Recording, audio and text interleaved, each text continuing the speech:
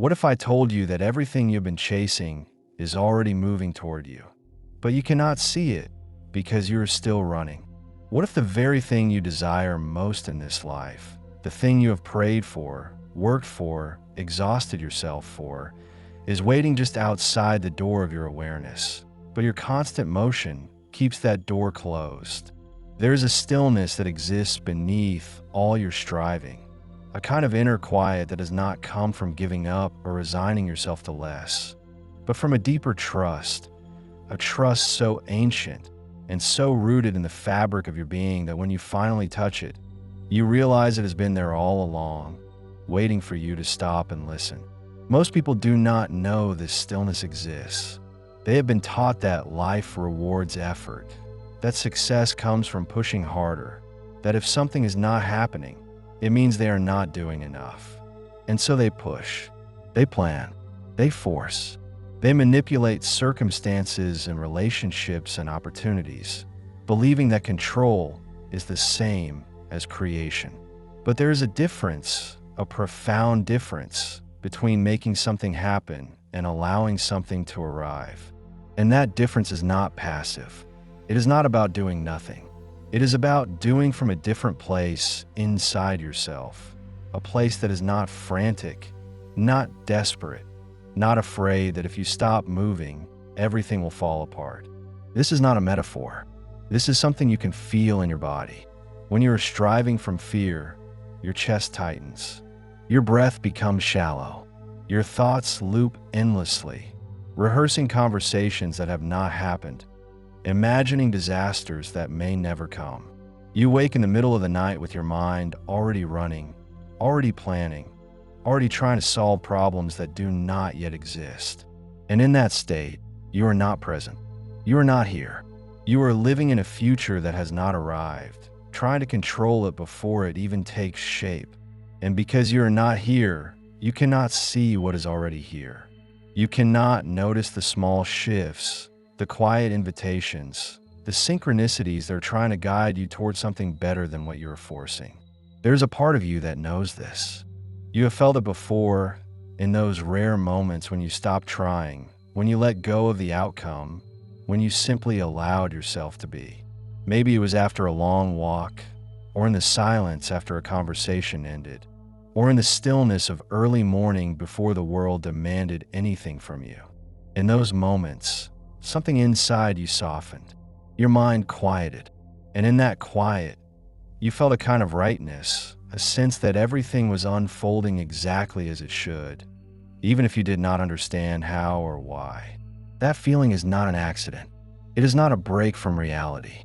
It is reality, the deeper reality that exists beneath all your doing, all your planning, all your fear. Carl Jung spent much of his life exploring this inner territory, not as a philosopher looking for abstract truths, but as a man who had walked through his own darkness and emerged with a map of the soul. He understood that the unconscious is not a chaotic place, not a dumping ground for repressed desires and forgotten traumas, but a living, intelligent force that is always trying to guide us toward wholeness.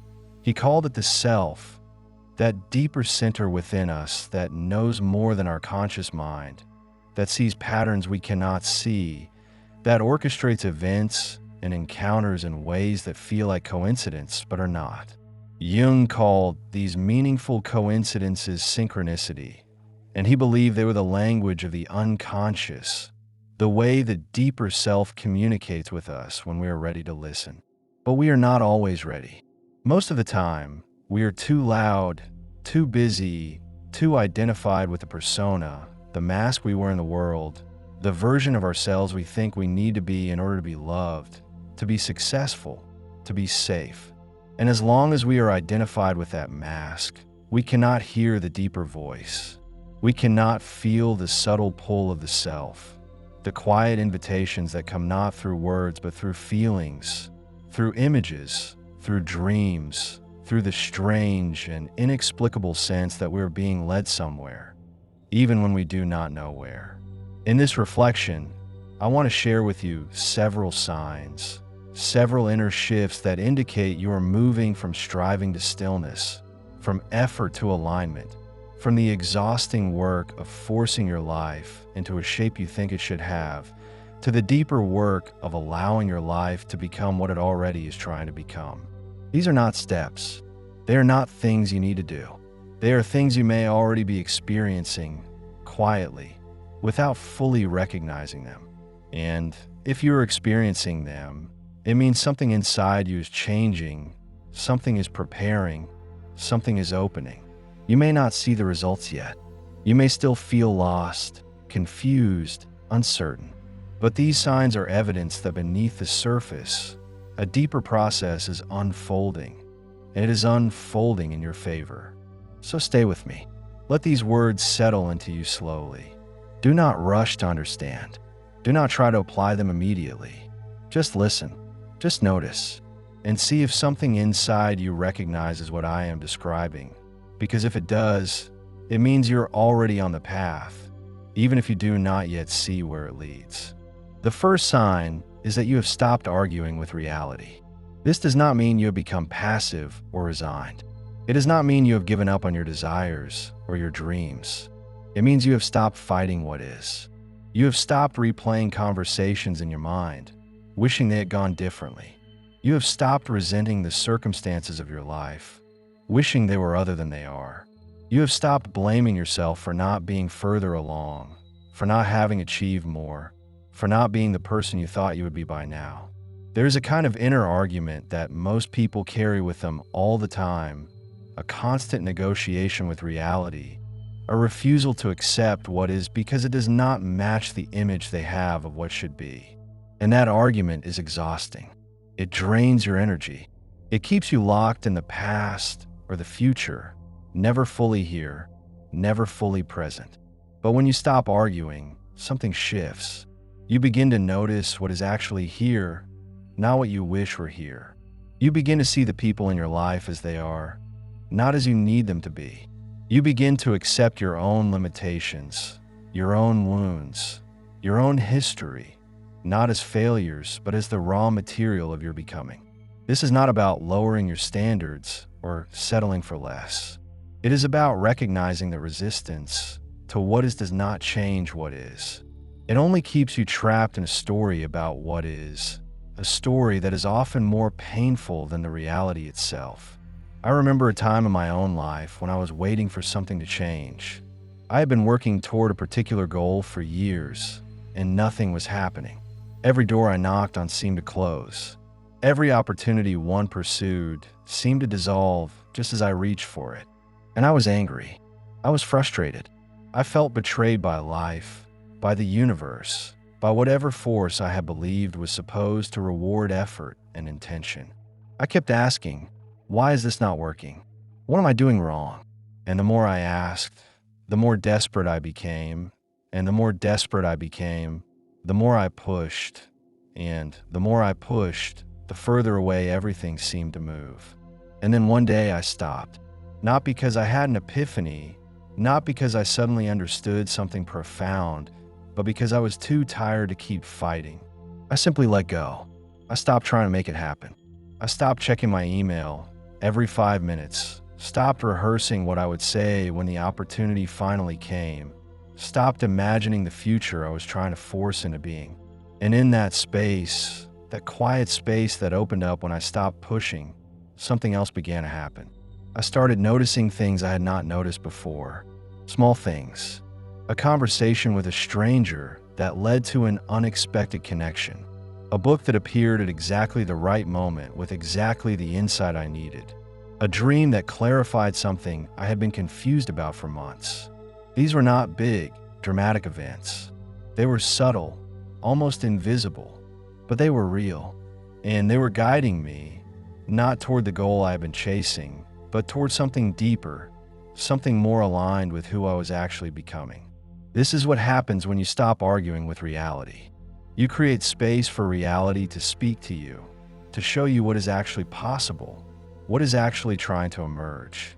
And often, what is trying to emerge is not what you thought you wanted, but something better, something more true, something that fits the shape of your soul in a way your conscious plans never could. The second sign is that you have become comfortable with not knowing. This is harder than it sounds. We live in a culture that values certainty, that rewards those who have a plan, who know where they're going, who can articulate their goals and their strategies and their 5-year vision. And so we learn to pretend we know, even when we do not. We learn to create the appearance of certainty, to speak with confidence about things we are actually unsure of, to move forward as if we have clarity when inside we are full of doubt. And this pretense is exhausting. It requires constant vigilance, constant performance, constant suppression of the truth, which is that most of the time, we do not know. We do not know what is going to happen. We do not know if we're making the right choice. We do not know if this relationship will last, if this job will work out, if this path will lead where we hope it will lead. But when you stop pretending, when you allow yourself to sit in the not knowing, something remarkable happens. The anxiety begins to lift, not because you suddenly have answers, but because you stop needing them. You begin to trust that not knowing is not a problem to be solved, but a space to be inhabited, a space where something new can emerge. Jung understood this deeply. He spoke of the importance of holding the tension of opposites, of sitting with paradox, of allowing the unconscious to work on problems that the conscious mind cannot solve. He knew that the psyche has its own timing, its own rhythm, and that if we try to force clarity before it is ready to emerge, we end up with false clarity, with answers that satisfy the ego but do not touch the deeper truth. I have seen this in my own life again and again. The times when I was most desperate for clarity were the times when clarity was least available. And the more I tried to force it, the more confused I became. But the times when I allowed myself to simply not know, to sit with the uncertainty, to trust that the answer would come when it was ready, those are the times when something deeper began to move. It was not that I suddenly received a clear answer. It was that the question itself began to change. What I thought I needed to know turned out not to be the real question. The real question was deeper, more fundamental, and it could only reveal itself when I stopped trying to answer the surface question. This is what inner stillness allows.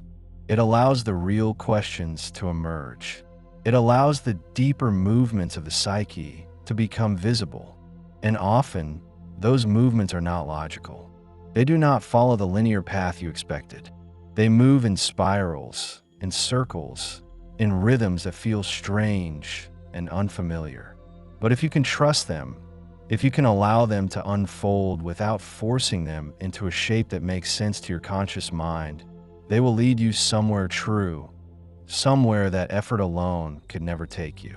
The third sign is that you have stopped seeking validation from outside yourself. This is one of the most difficult patterns to break because it is so deeply ingrained, so woven into the fabric of how we learn to survive in the world. From the time we were children, we are taught to look outside ourselves for confirmation that we are good, that we are worthy, that we are on the right path. We learn to read the faces of our parents, our teachers, our peers, looking for approval, for acceptance, for the signal that we're doing it right. And as we grow older, this pattern continues. We look to our partners, our bosses, our friends, our followers, our audience, seeking the same confirmation, the same reassurance that we are enough. But this external validation is never enough. No matter how much we receive, it does not fill the emptiness inside. It does not quiet the doubt. It does not give us the sense of solid ground we are looking for. Because the ground we are looking for is not outside. It is inside. It is the deep, unshakable knowing that you are who you are. And that is enough, not because anyone else says so, but because you say so, because you have come to know yourself, to accept yourself, to trust yourself in a way that does not depend on anyone else's opinion. This shift does not happen overnight. It is a slow, gradual process, and it often begins with disappointment. You seek validation from someone, and they do not give it. Or they give it, but it does not feel the way you thought it would. Or you achieve something you thought would make you feel worthy, and you do feel good for a moment, But then the feeling fades and you're back where you started, still looking for the next achievement, the next approval, the next proof that you are okay. And eventually, if you are paying attention, you begin to notice the pattern. You begin to see that the validation you're seeking outside is actually a substitute for something you have not yet found inside.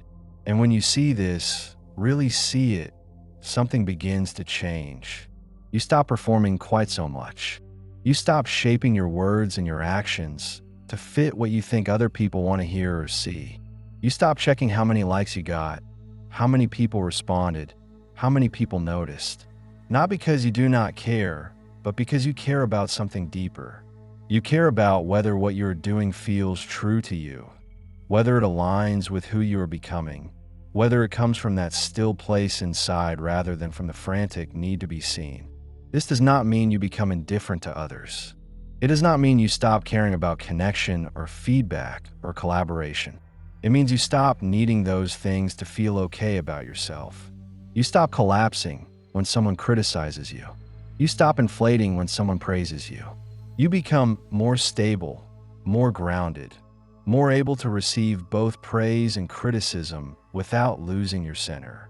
And in that stability, you become more magnetic. People are drawn to you not because you're trying to impress them, but because you are not. They sense something real in you, something solid, something that does not shift with a wind of opinion. And that realness is what attracts what effort never could. The fourth sign is that you have begun to notice synchronicities. These are the moments when the outer world seems to mirror your inner world, when something you're just thinking about appears in a conversation, when a book falls off a shelf and opens to exactly the page you needed, when you meet someone at exactly the right time who has exactly the information or connection or insight you were looking for. Jung believed that synchronicities are not random. They are evidence that the unconscious is communicating with the conscious mind, that the deeper self is guiding you, arranging circumstances in ways that your ego could never orchestrate. But you can only notice synchronicities when you're paying attention, when you're present, when you're not so lost in your own plans and agendas that you miss the subtle signals. And this is why stillness is so important. When you're still, when you're quiet inside, you become sensitive to these signals.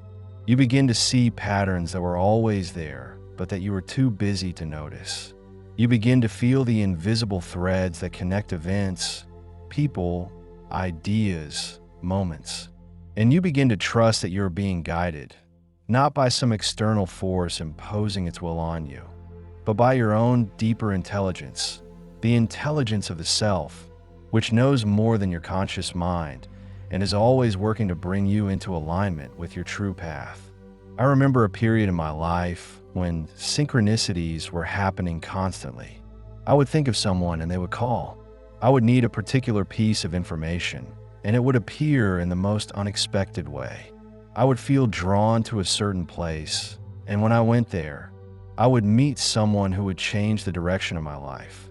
At first, I dismissed these events as coincidence, but they kept happening, and they were too specific, too perfectly timed to be random.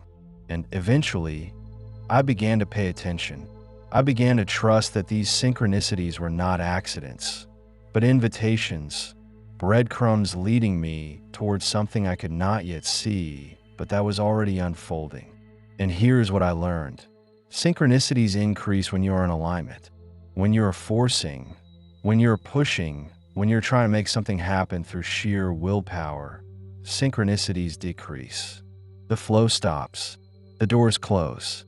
But when you relax, when you trust, when you allow yourself to be guided by something deeper than your ego's agenda, the synchronicities return. The flow resumes. The doors open. And you begin to realize that you're not alone in this process, that there's a kind of intelligence at work in your life, an intelligence that is not separate from you, but is you, the deepest you, the you that exists beyond your fear and your doubt and your need to control. The fifth sign is that you have started to value solitude. Not loneliness, but solitude. There's a difference. Loneliness is the ache of disconnection. The feeling that you are alone because no one understands you, no one sees you, no one cares. Solitude is the choice to be alone, not because you are running from connection, but because you need space to hear yourself, to feel yourself, to return to yourself. In solitude, you are not lonely. You are full. You are present. You are in communion with the deeper parts of yourself that get drowned out by the noise of the world. Most people are afraid of solitude.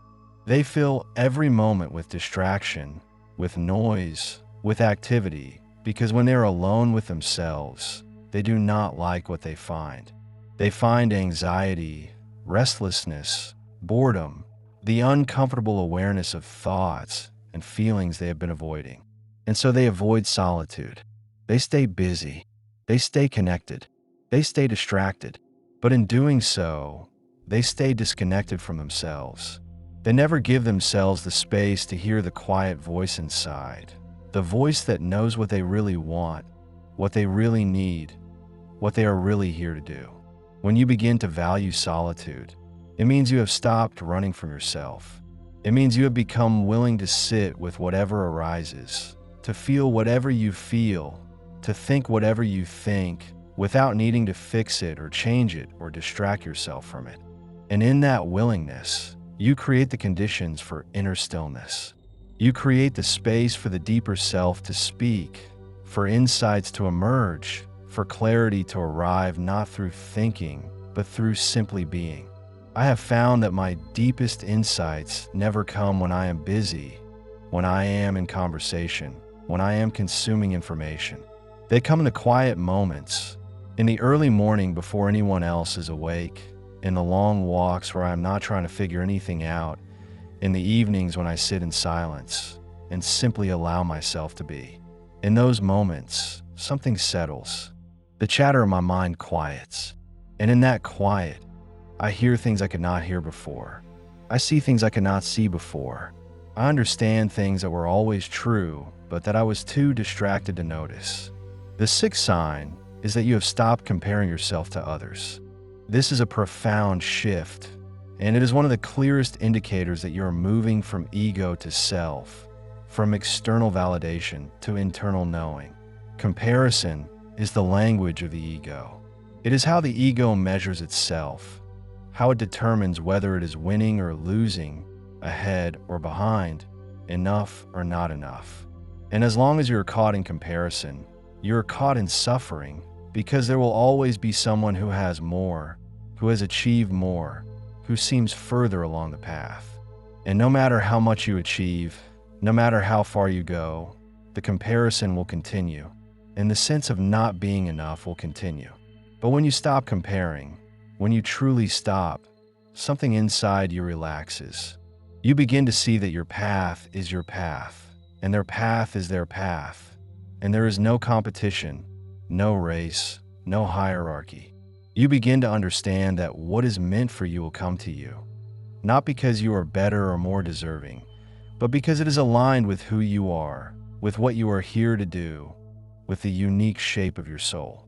And what is meant for someone else is not meant for you, not because you are lacking, but because it is not your path, not your purpose, not your lesson. This does not mean you stop being inspired by others. It does not mean you stop learning from others. It means you stop using others as a measuring stick for your own worth. You stop feeling diminished by their success. You stop feeling threatened by their gifts.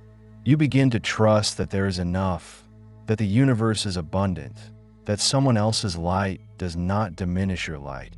And in fact, the more you celebrate their light, the more your own light is free to shine. The seventh sign is that you have become patient with the process. This is perhaps the most difficult sign to embody, because we live in a world that values speed, that rewards instant results, that tells us we should be further along than we are. But the deeper processes of the psyche do not move quickly. They move in their own time, according to their own rhythm, and they cannot be rushed. Jung spoke of the process of individuation, the lifelong journey of becoming who you truly are, and he was clear that this process cannot be forced. It unfolds gradually, through experiences, through relationships, through dreams, through the slow integration of the unconscious into consciousness. When you become patient with the process, it means you have stopped demanding that your life conform to your timeline. You have stopped berating yourself for not being healed yet, for not being successful yet, for not being where you think you should be. You have begun to trust that everything is happening in the right order, even when it does not feel that way, even when you cannot see the bigger picture. You have begun to understand that the delays, the detours, the seeming setbacks are not obstacles to your path, but part of your path, necessary stages in your becoming. I think of the times in my life when I was most impatient, most desperate for things to change, and I see now that those were the times when I was not ready for what I was asking for. I did not have the capacity, the maturity, the inner resources to hold what I wanted. And so life, in its wisdom, did not give it to me, not because I was being punished, but because I was being prepared.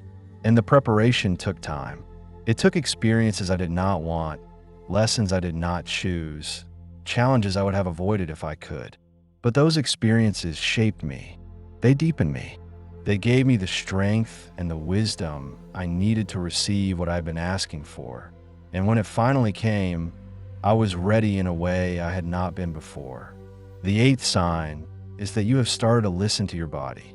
For most of your life, you may have lived primarily in your head, in your thoughts, in your plans, in your worries.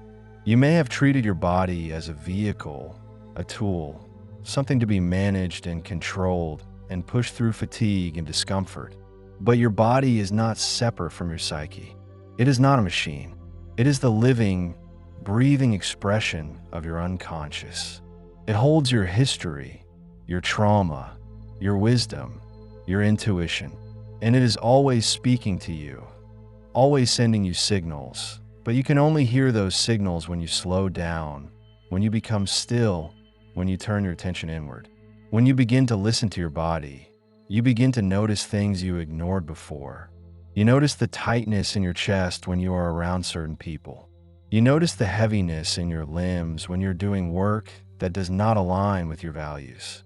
You notice the expansion, the lightness, the sense of ease that comes when you're on the right path, when you are in the right conversation, when you're making a choice that honors who you truly are.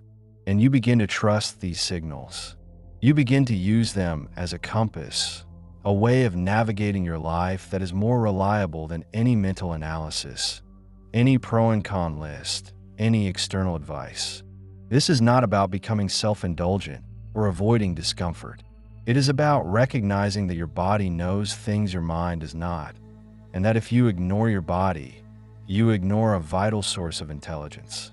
When you honor your body, when you rest when you're tired, when you move when you feel stagnant, when you speak when something in you needs to be expressed and stay silent when something in you needs to be held, you are not being weak.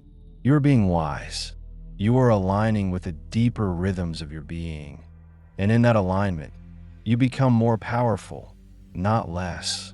The ninth sign is that you have released the need to explain yourself. This is a subtle but significant shift. For much of your life, you may have felt the need to justify your choices, to defend your decisions, to make sure everyone understands why you are doing what you are doing. You may have felt that if you did not explain, people would judge you, misunderstand you, think less of you. And so you explained. You over-explained. You tried to make everyone comfortable with your choices, even when those choices were not about them, even when they had no right to an explanation. But when you release this need, when you allow yourself to simply be, to choose, to move in the direction that feels true without needing everyone's approval or understanding, you reclaim a tremendous amount of energy. You stop exhausting yourself trying to manage other people's perceptions. You stop contorting yourself to fit into boxes that were never meant for you. You begin to trust that the people who are meant to understand will understand, and the people who are not will not, and that is okay. You begin to see that you are not responsible for making everyone comfortable with your evolution, with your growth, with your choices. You are only responsible for being true to yourself. And here's what happens when you stop explaining. People either respect you more or they fall away. And both outcomes are good. The people who respect you are the ones who see your integrity, your authenticity, your willingness to honor your own path, even when it is uncomfortable. And the people who fall away were never truly aligned with you. They were attached to a version of you that no longer exists. And their falling away creates space for new connections, new relationships, new alignments that are more true to who you are becoming. The 10th sign is that you have begun to trust the silence. Not just external silence, but the inner silence, the pauses, the spaces between thoughts, the moments when nothing is happening, when there is no answer, no insight, no movement. Most people are terrified of this silence. They interpret it as absence, as emptiness, as evidence that nothing is working, that they are stuck, that they have lost their way. And so they fill the silence. They force movement. They create noise. They take action not because it is right, but because they cannot stand the stillness. But the silence is not empty. It is full. It is pregnant with possibility. It is the space where the unconscious is working, where the deeper self is preparing, where the next phase is gestating. And if you can trust it, if you can sit in it without needing to fill it, you will find that it is not a void but a womb, a place of creation, a place where something new is being born. Jung understood this. He spoke of the importance of the descent, of the dark night, of the times when we feel lost and confused and cut off from meaning. He knew that these times are not failures. They are initiations. They are the necessary passage from one stage of life to another, from one identity to another, from the false self to the true self. And they cannot be rushed. They require patience, trust, and the willingness to sit in the unknown, to endure the discomfort of not knowing, to allow the transformation to happen in its own time. When you trust the silence, you are trusting the process. You are trusting that even when you cannot see what is happening, something is happening. You are trusting that the stillness is not stagnation but preparation, that the pause is not an ending but a gathering of energy, that the quiet is not absence but presence, the deepest presence, the presence of the self waiting for you to stop long enough to feel it. And this brings us back to where we began. Inner stillness attracts what effort never could. Not because effort is wrong, not because action is unnecessary, but because effort without stillness is blind. It is frantic. It is driven by fear, by the need to control, by the belief that if you stop, everything will fall apart. But when effort arises from stillness, it is different. It is aligned. It is clear. It is powerful in a way that frantic effort never is, because it is not coming from lack, from desperation, from the need to prove something. It is coming from fullness, from trust, from the deep knowing that you are already enough, that you are already on the path, that what is meant for you is already moving toward you. And all you need to do is be still enough to see it, to feel it, to receive it. This is not a passive process. It is the most active process there is, because it requires you to go against everything you have been taught, everything the world tells you, everything your fear demands. It requires you to stop when everything in you wants to keep moving. It requires you to trust when everything around you says you should be afraid. It requires you to be still when the world is screaming at you to do more, be more, achieve more. But when you do this, when you cultivate this inner stillness, you begin to notice that life responds. Not always in the way you expected, not always on your timeline, but it responds. Doors open that you did not know existed. People appear who were exactly who you needed to meet. Opportunities arise that are more aligned with your true path than anything you were chasing. And you begin to see that you were never in control, not in the way you thought, but you're also not powerless. You are in partnership with something deeper, something wiser, something that has always been guiding you. waiting for you to stop long enough to hear it. So if you are in a period of waiting, of uncertainty, of not knowing, do not despair. Do not interpret the stillness as absence. Do not force movement just to feel like you are doing something. Instead, turn inward. Notice what is happening inside you. Notice the small shifts, the subtle changes, the quiet reorganization that is taking place beneath the surface. Notice if you have stopped arguing with reality, if you have become comfortable with not knowing, if you have stopped seeking validation from outside yourself.